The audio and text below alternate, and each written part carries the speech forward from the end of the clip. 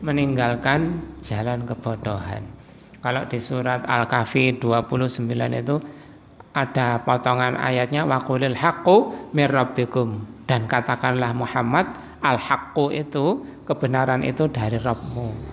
Nah, fungsinya ilmu itu untuk menunjukkan bahwa kebenaran ini jalan yang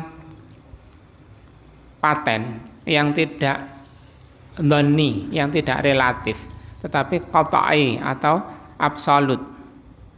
Nggak bisa ditawar-tawar lagi. Kalau ada yang mencoba untuk menawar-nawar, maka dia akan tersesat jalan. Karena jalan ini jalan yang nggak ada keraguan di dalamnya. Kalau ada falsafah atau metode, katakanlah ekonomi kapitalis, dengan mengeluarkan modal sekecil-kecilnya, dengan ingin mendapatkan keuntungan sebesar-besarnya. Begitu itu jalan yang enggak realistis, jalan yang seperti agak bisa dikatakan mentalan, tega. Karena demi mendapatkan keuntungan sebesar-besarnya harus mengeluarkan ke modal yang sekecil-kecilnya. Akhirnya ya nabrak-nabrak macam-macam, larangan-larangan ditabrak, etika-etika ditabrak. Sebenarnya harus kasihan dengan lawan bisnis atau mitra transaksi, akhirnya mentalan begitu. Cara Jawanya mentalan.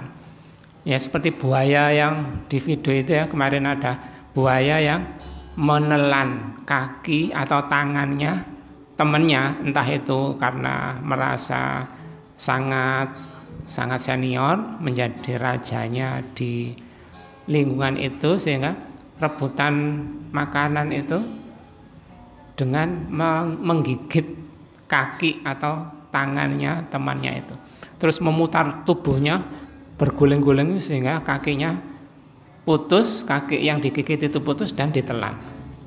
Nah, begitu itu ingin mendapatkan keuntungan, sebenarnya sama dengan para penjajah atau kaum kapitalis yang ingin menginginkan banyak uang dengan cara-cara yang seringnya cara-cara yang kotor.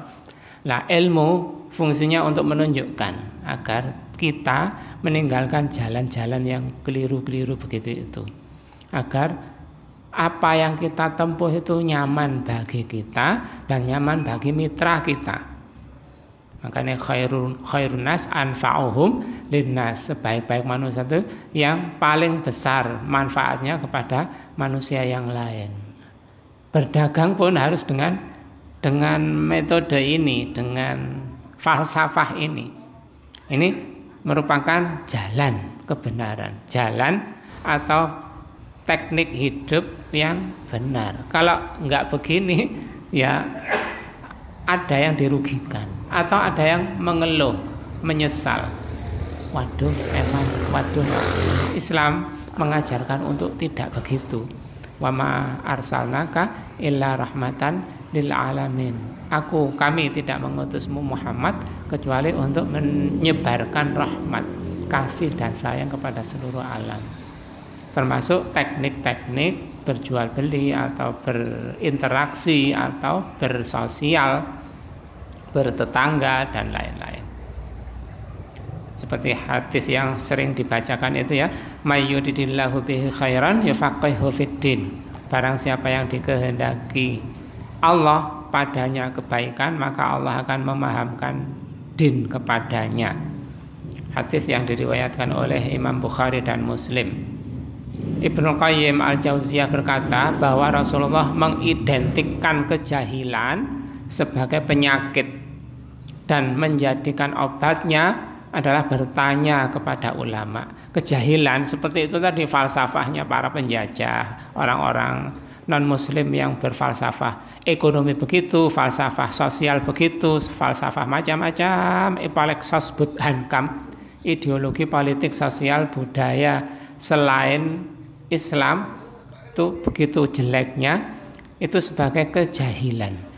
Dan penyakit, menjadikan obatnya itu bertanya kepada ulama. Rasulullah bersabda, awalam yakun syifa'ul ghabiyyu as-su'al, bukankah bertanya kepada orang yang ngerti itu obat kejahilan? Itu Rasulullah begitu. Jadi fungsinya ilmu ini untuk menjadikan kita meninggalkan kejahilan, meninggalkan kejahiliahan, meninggalkan falsafah metode hidup yang bukan dari Islam.